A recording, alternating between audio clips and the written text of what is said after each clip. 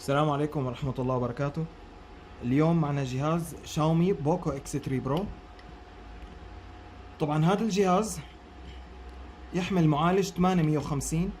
نحن بنتعامل مع هذا الجهاز على رقم معالج، يعني هذا المعالج بأي جهاز بيجي نفس التعامل نحن بنتعامل معه، فأنا ما بيهمني ماركة أو موديل. ممكن شخص يقول إنه هذا بوكو اكس 3 أعطاله معروفة.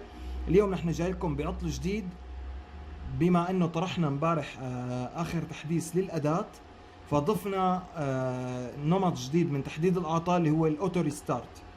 هلا مثل ما بنشوف هذا الجهاز، هلا بنذكر لكم شو كان فيه مسبقا، ولكن جهاز مشكلته بوكو ريستارت فقط، يعني يعمل على مختلف الاعطال اللي بتيجي بالبوكو اللي هي سحبات الرام والذاكره والباور.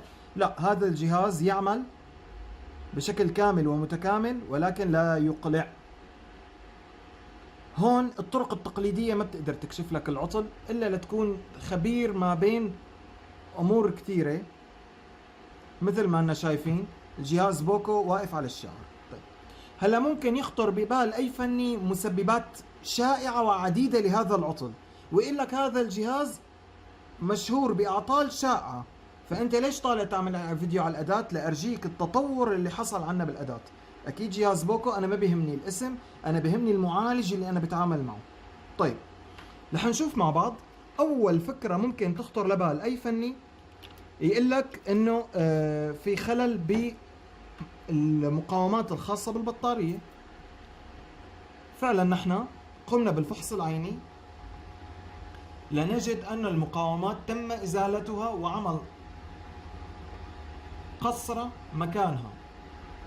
طبعا هي هون في خلع بالتست بوينت الخاص بالفيبات، لأنه الجهاز وصلني من أكثر من محل صيانة وما نعمل له ريبولينج والجهاز بوكو ريستارت. فأول شيء ما عمل له الجهاز إنه المقاومة منشالة ومحطوط قصرة. يعني أنا بستبعد مشكلة المقاومة الخاصة ب اي دي البطارية، خط اي دي البطارية. ممكن شخص يقول اي سي صوت، وهذا الجهاز الفني السابق رافع اي سي الصوت. يعني ممكن شخص يقول لي ممكن اي سي الصوت فيه خلل فمن اثار الشغل على المعالج، فمشان هيك ما اقلع الجهاز. بقول لك مرفوعه اي سي الصوت وتم عمل ضبط مصنع للجهاز من الريكفري، والجهاز معمل له ريبونينج بشكل كامل وجيد للمعالج والذاكره والباور والشحن السري. وبرضه الجهاز ريستارت شعار اول. تم تشيك المكثفات اللي على جانب الذاكره، لانه ممكن البعض ممكن يسبب عطل ريستارت. المكثفات كلها سليمه وما فيها اي خلل، والمقاومات جنب المعالج سليمه. تم التوجه لعمل سوفت وير بشكل كامل عن طريق السيرفر او تحديث الشميره للجهاز، وتم كتابه سوفت وير كامل للجهاز، وبقى على نفس الحاله جهاز لا يقلع ريستارت. طيب، هون الطرق التقليديه كلها ما فادت بحل المشكله. حنتجه معكم على الباور سبلاي لنشوف اذا في تسريب بالجهاز قبل الضغط.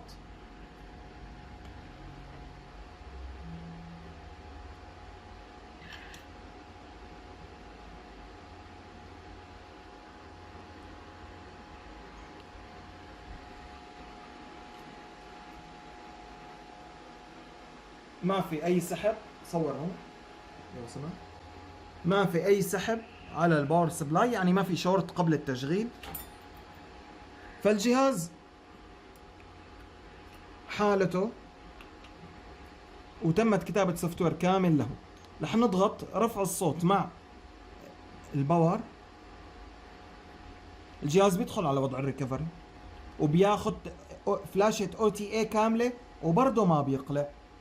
فهون أداة أمير تول بتحل لك المشكلة بإذن الله تعالى، وبتوضح لنا سبب الريستارت المتكرر الخاص للجهاز من ضمن قدرات عمل الأداة. طبعا هذا الجهاز أنا عم صوره هو مثال بسيط من كم الهائل الأجهزة بتجيني واللي بحل مشاكلها على أداة أمير تول. اليوم نحن حنطلع لكم بفيديو لمعالج كوالكوم اللي هو على جهاز البوكو اكس 3. طبعا يا شباب نحن بنرجع بنكرر بنقول في كتير بشوف على الانترنت ناس بتقلك انه انت بتشرح على البوكو طب ما هو البوكو معالج 850، وهذا المعالج ما بيهمني على انه ماركه راكب، انا بيهمني عم اتعامل مع معالج. هذا المعالج ان طلعت ماركته او نزلت يعني من 8250 او ان كان 450، انا عم اتعامل مع معالج وليس مع براند. انا بيهمني معالج. طبعا ليش البوكو؟ لانه اكثر شيوعا. يعني اليوم انا فني صيانه بالنهايه، قبل ما اكون مطور او صاحب فكره. انا اليوم فني صيانه، انا بشرح لك من طاوله العمل اللي بيجيني اجهزه. والفني الفاهم هو اللي عارف شو يعني العمل على معالج وليس العمل على ماركه. وانا ما بلوم الفني المبتدئ اللي ممكن يتاثر بالوسط ويسمع كلامه ويقول لك هذا الاداه مفهمه على اجهزه البوكو والاجهزه لها 3 سحبات. هذا كلام مرفوض جمله وتفصيلا. نحن نتعامل على تشيبسيت معالج، ما بنتعامل على ماركه. فان كان المعالج جاي ببوكو باوبو باي جهاز إن كان، نحن بنتعامل معه بنفس الاليه والاداه بتتعامل بنفس الاليه خاصه بالعمل. طبعا هلا نحن بنلاحظ انه الجهاز ما عم يدخل معنا وضع الريكفري، كان عم يدخل سابقا هلا ما عاد دخل.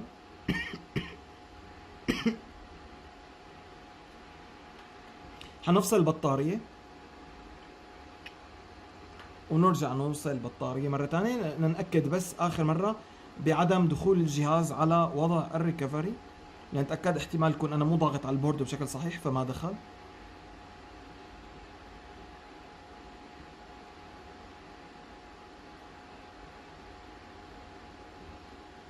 الجهاز رفض حاليا يدخل على وضع الريكفري، فنحن فينا نقول جهاز واقف على الشعار لوجو اول، مو قادر يكفي اقلاع الجهاز. طبعا اكيد نحن بهي الحاله بما انه الجهاز مقلع فنحن قادرين نفحصه على اداه امير تول. طبعا انا كيف ببدا طريقه التعامل مع الاجهزه؟ بقوم بعمليه تشغيل للمالتي ميتر، بقوم بعمليه لحام لخط بالنسبة للجهاز تي اكس، بالنسبة للأداة ار اكس.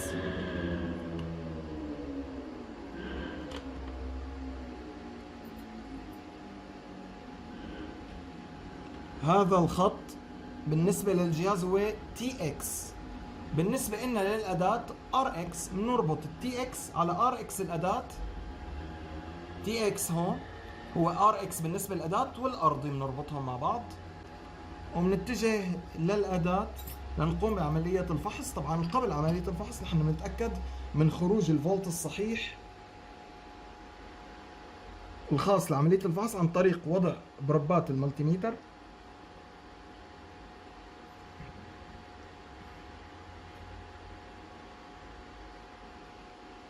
من ثم الضغط. بس لاحظنا خروج فولت بقيمة 1.8، معناته الجهاز قادر على الفحص، انه نفحصه على الأداة. نتجه على الكمبيوتر لنكمل فحص على اللاب. حنفتح الواجهة الخاصة بالأداة، بنعمل لوجين،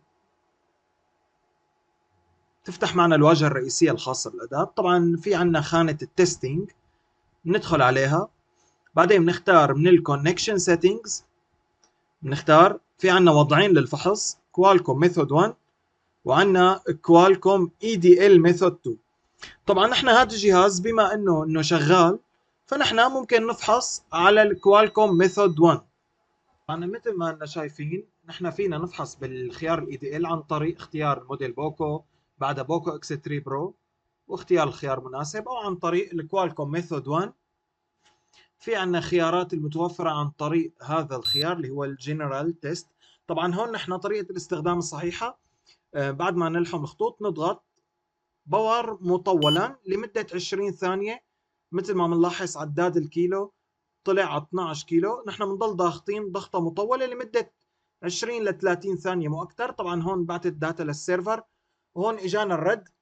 الرد عم يكون على شكل سي بي يو انفو كوالكوم، بعده قراءة لبروتوكول اس بي ام اي الخاص بايسيات الباور من المعالج، وبعدها تست لقيمة فولت البطارية، وبعدها تست لخط الفي بي اتش، وبعدها تست لخطوط البطارية، وبعدها تست لخطوط سنسور البطارية، بعدها قراءة بروتوكول اس بي ام اي من الاي سيات لان بتمثلوا بثلاث اي سيات. بعدها بنلاحظ وجود خلل ما بين تخاطب المعالج مع الذاكرة، وهون طلع عنا أكيد العطل اللي هو في خلل بالذاكرة، وأكيد طلعنا لك نحن تعليمات خاصة بهذا العطل. والسبب الرئيسي لهذا الشيء هو تعرض الذاكرة لحرارة مرتفعة جدا.